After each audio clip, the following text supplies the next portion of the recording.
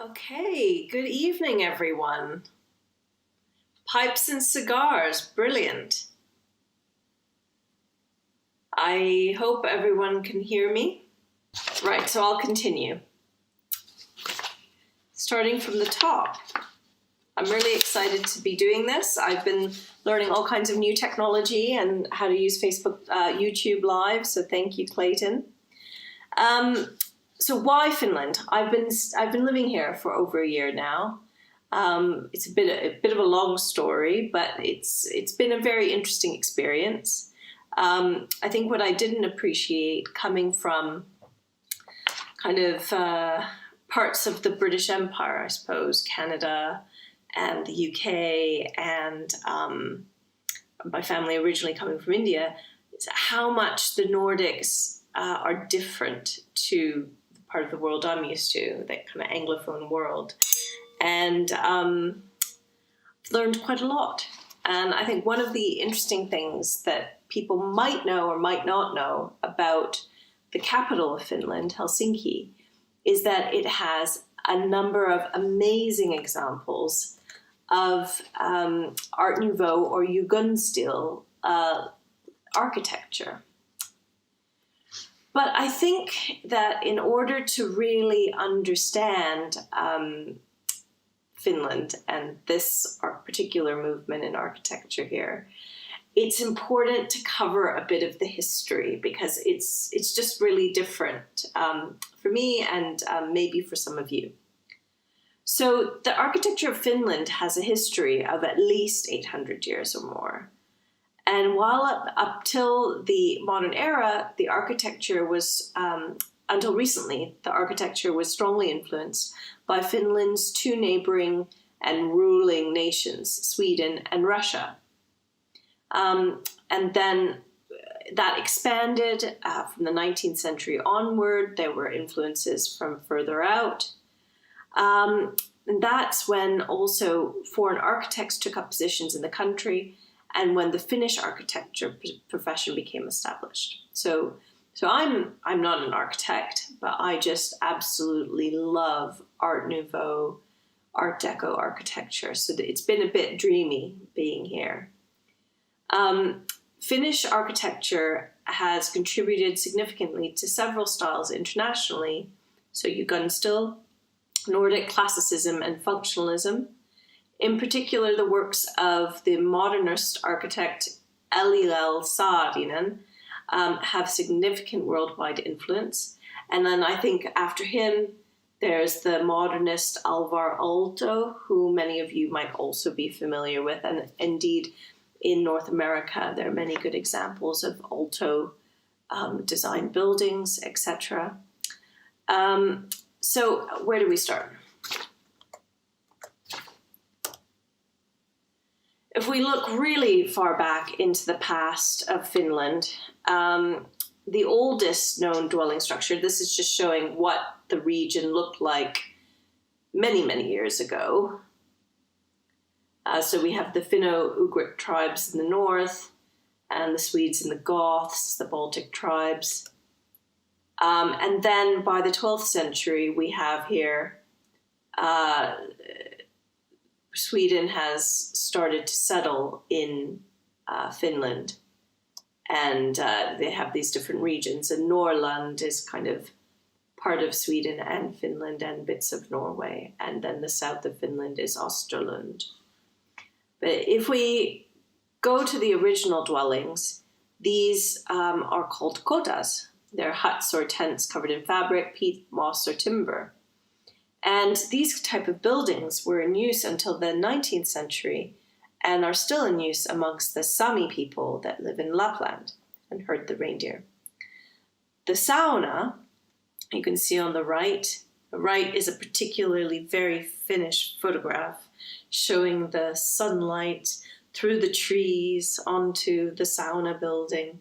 And you can see that this is what you'd call a smoke sauna.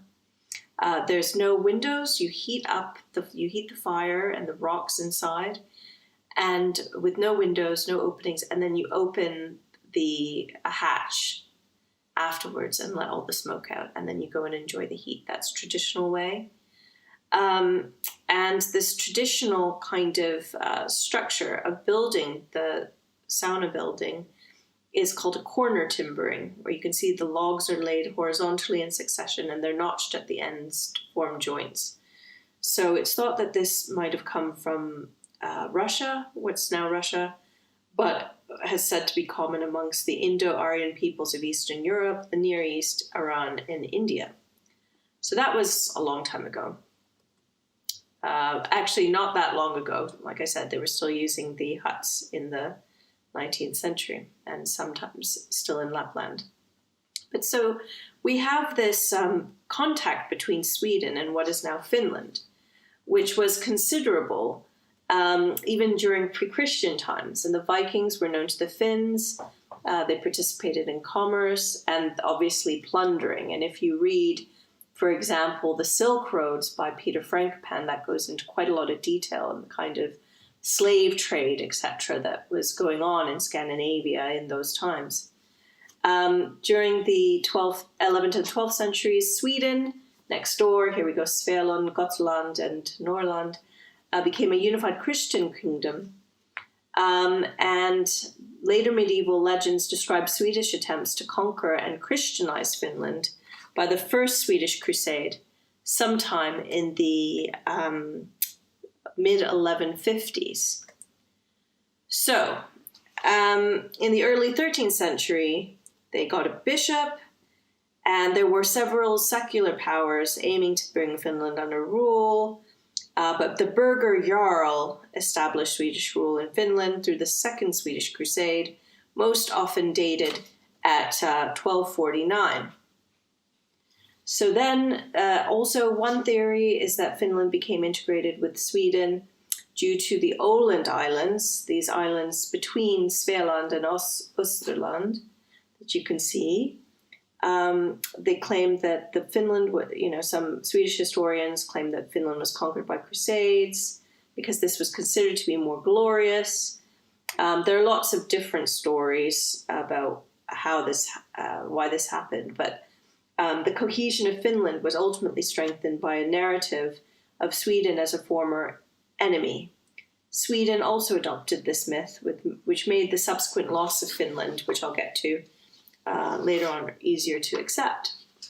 So we have here the south of Finland, Österlund, and its main urban settlement in Åbo, which we now call Turku in Finnish, but is still called Åbo in Swedish. Its population had all kinds of Swedish people, German merchants, craftsmen, and the degree of urbanization was very low. So really not much to look at. During the 12th and 13th centuries, great numbers of Swedish settlers moved into the southern and northwestern coasts of Finland, including the Åland Islands that I mentioned before, these little blue islands here, and the archipelago just outside of Turku. So in these regions, actually, and if you go to Åland, Swedish is still the main language. So it's a very interesting experience. It's nowadays part of Finland. So getting back to the architecture, the use of stone was initially limited to a few medieval castles and churches in the country. And the construction of castles was a Swedish crown project for both defensive and administrative purposes. So 6 castles were built during the medieval period. We have Castleholm and the Åland Islands, of which there are ruins you can visit, Turku and Raseborg, which you see on the left, and Viborg, which is now part of Russia, and other places. So just skipping along through history, we have Turku Castle here, by the way, on the right.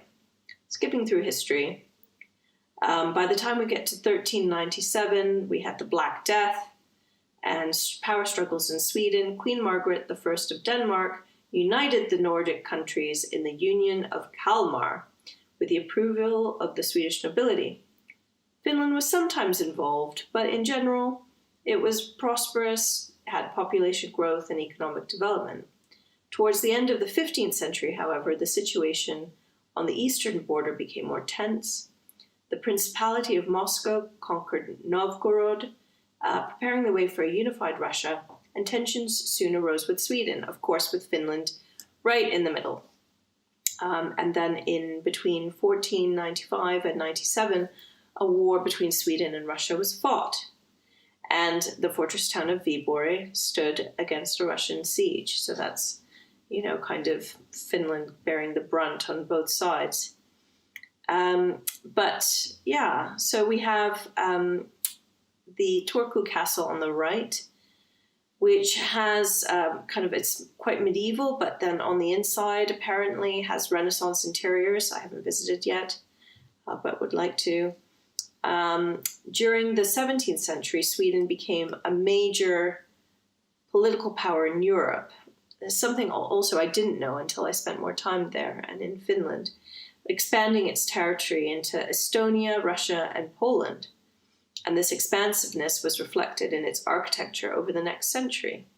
And these architectural ambitions extended to Finland and in the founding of new towns.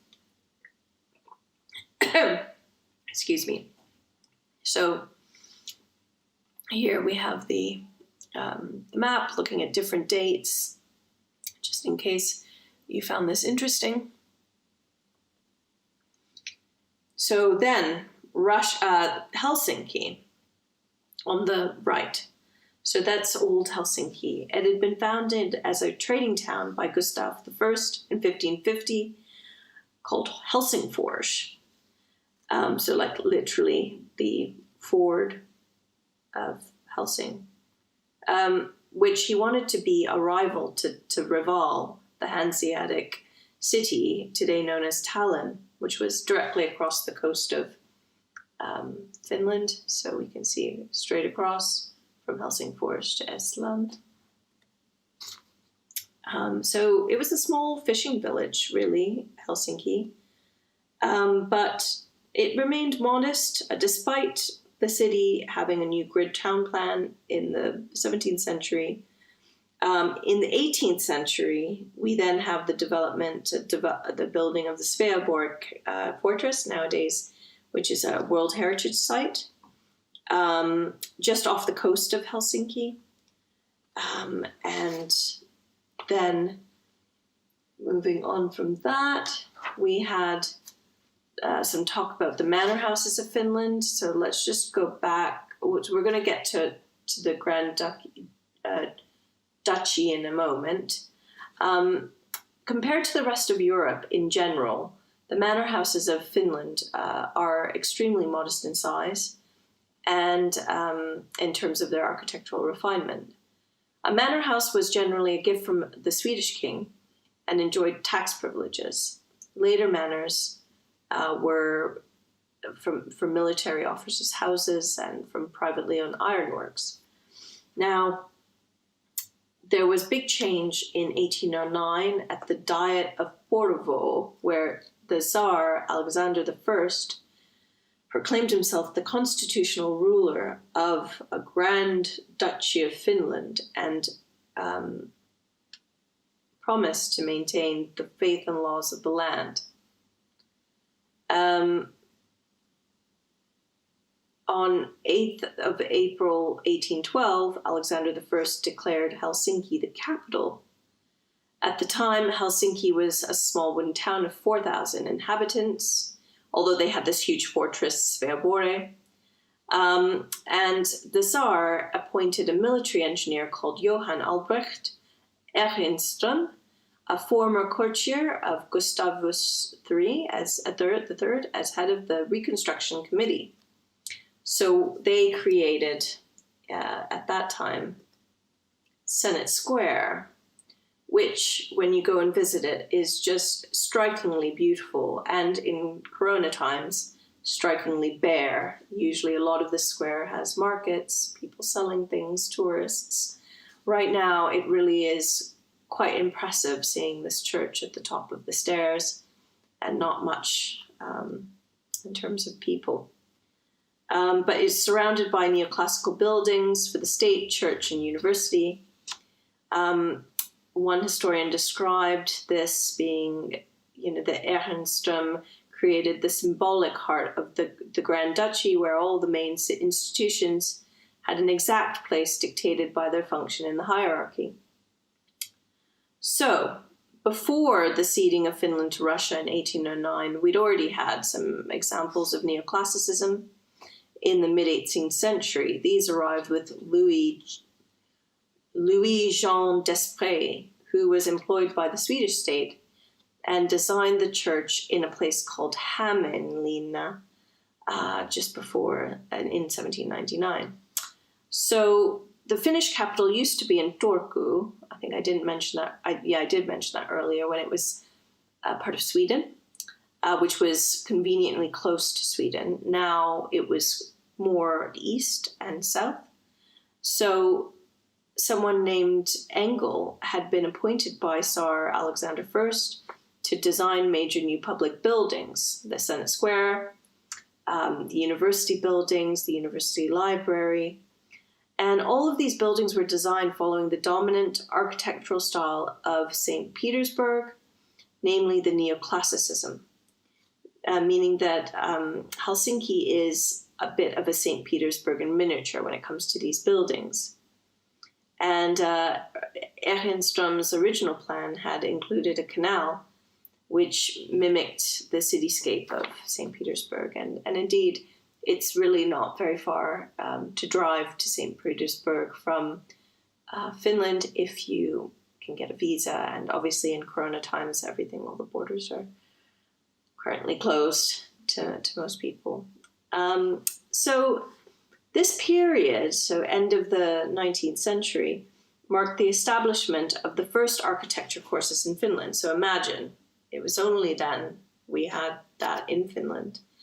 And in 1879, there was the Polytechnical Institute in Helsinki,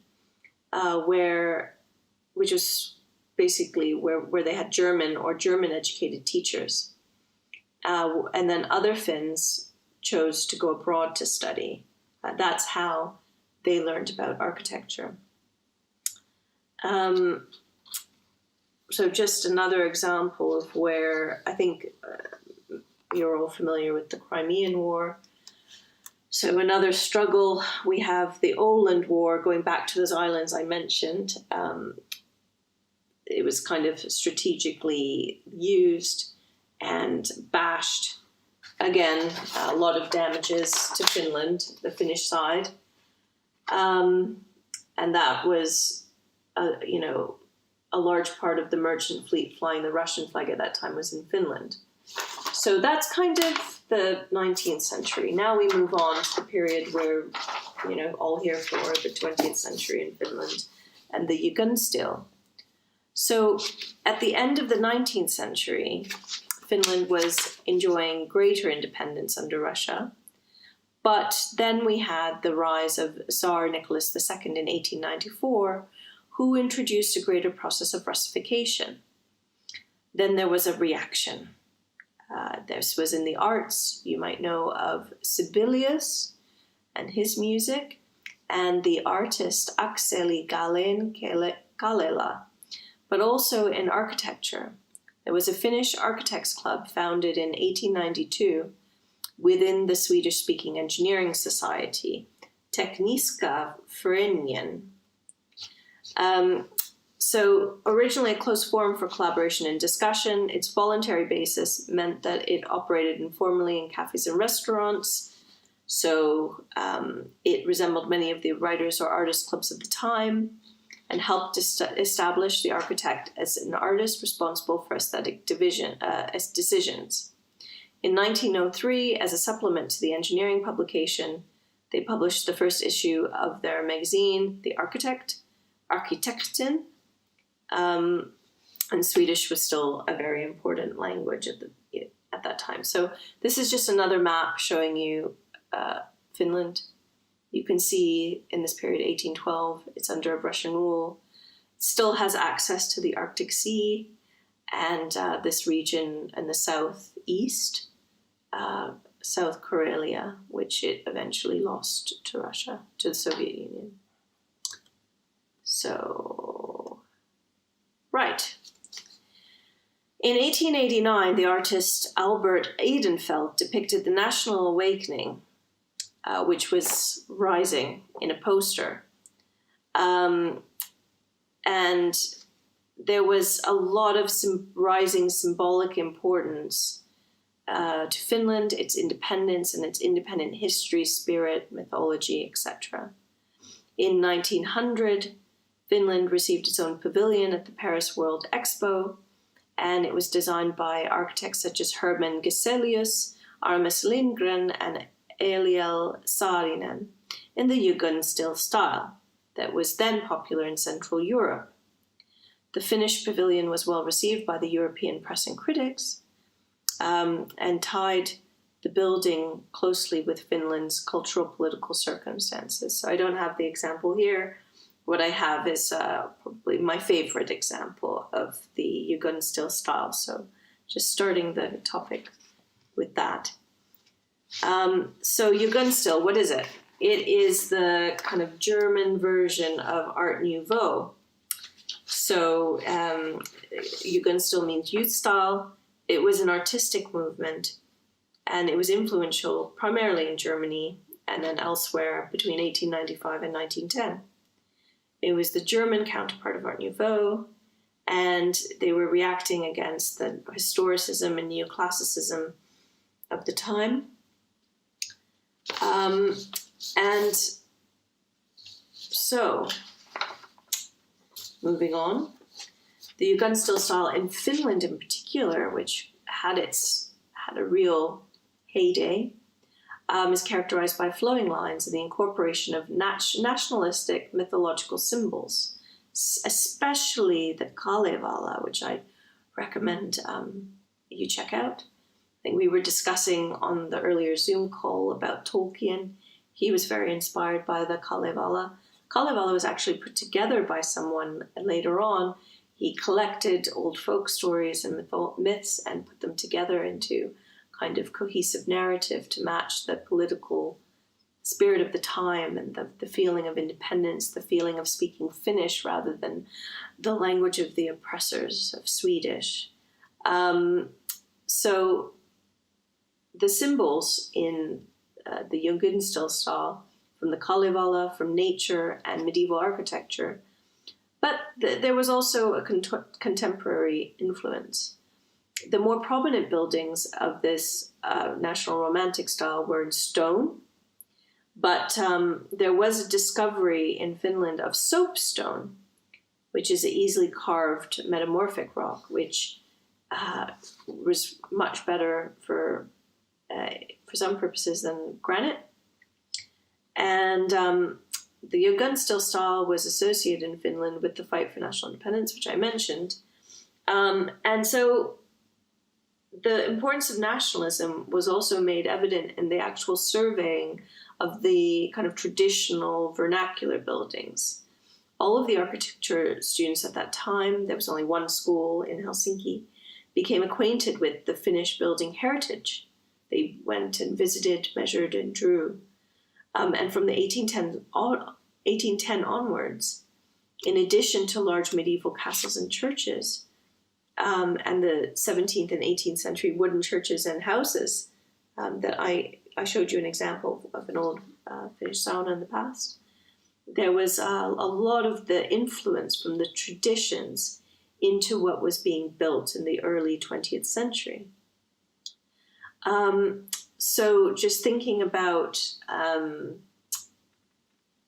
the influence, there's actually an island just off the coast of Helsinki, and it's called Seurasaari. And on that island, some of these great architects actually rescued old farmhouses and all kinds of outhouses, sauna buildings, barns, and put them all as an outdoor museum, like the first outdoor museum on this island, which you can go and visit today. And they're perfectly preserved. It's pretty amazing. So,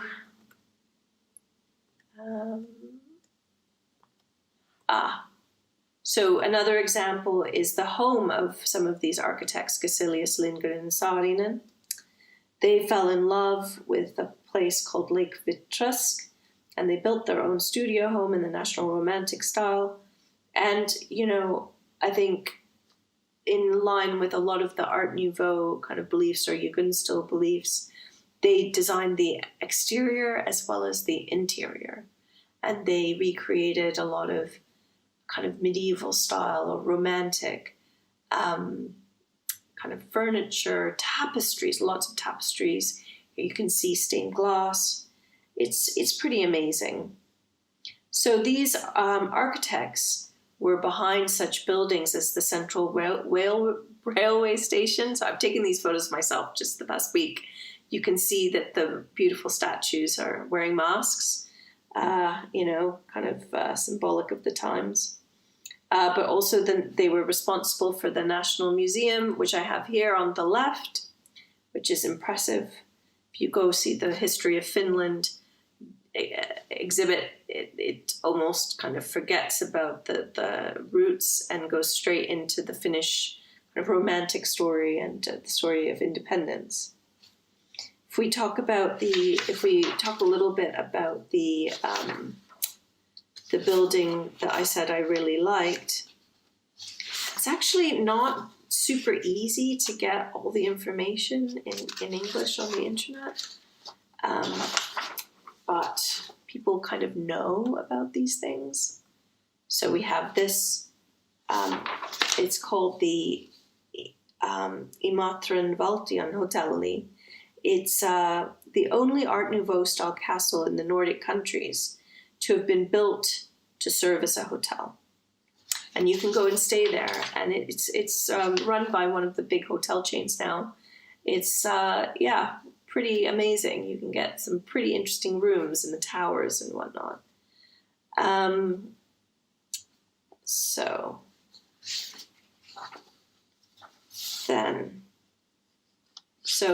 this, just to mention this hotel, which is very close to the Russian border, it was built to serve really St. Petersburg and visitors from there. And it's been doing that since the beginning of the 20th century.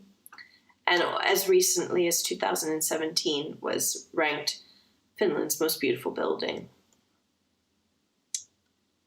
So just some other examples. We have the Stockmann department store on the right, which is still there. It's massive. Really an amazing example of architecture of the time. Took a walk this past weekend in an area called Era. And this is an amazing church tower. And then these are just other buildings. This is just kind of normal. You see these kinds of buildings in the center of Helsinki all the time. So some of these are private homes. Some of them are office buildings. A lot of them are private homes. And we have the Parliament House here. So, just going back to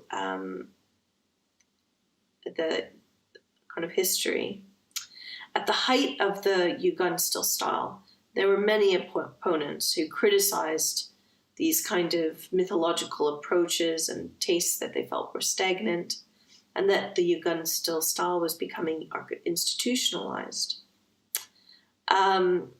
So there was, it was beautiful in some ways, criticized in some ways. And then eventually in 1917, so here we have the parliament, when Finland got its independence, there was a turn away from this style. It became associated with the bourgeois. In 1923, Eliel Saarinen emigrated to the U.S., and he won the second prize in the Chicago Tribune Tower competition in 1922. And we have a return to classicism after this period, Nordic classicism, and that brings in people like Alvaro Aalto, who went to Italy and sketched, for a season with his wife and brought all of those influences back. And this Finnish Parliament building, is from 1931, and this is an example of that period. So we kind of ended a later period. Yeah, so, I mean, there's just so much. There's so many types of these buildings. What I did do, if I can get this to work, is I went and filmed myself. Hi, I'm now in Eera.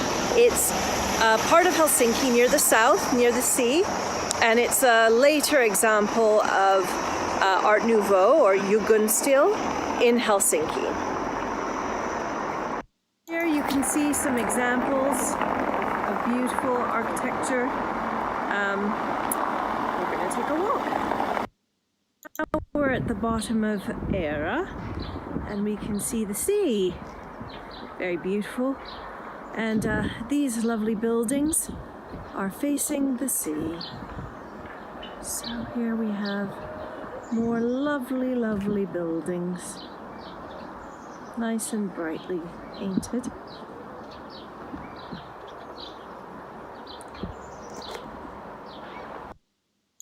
Now we're in the most beautiful street in Helsinki. It's called Hyväläkatu.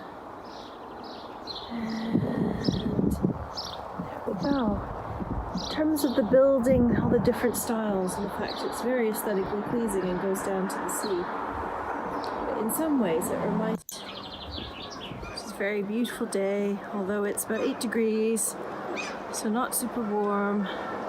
But yeah, just continuing all of these beautiful examples of period architecture.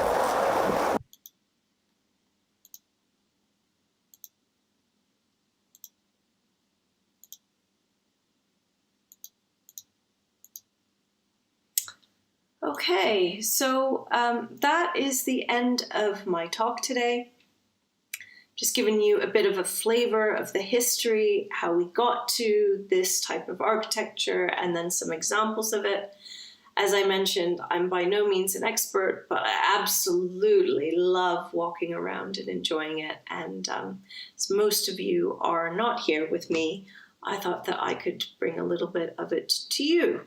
So thanks for joining, and I hope to see you on Zoom in a moment. We can catch up there.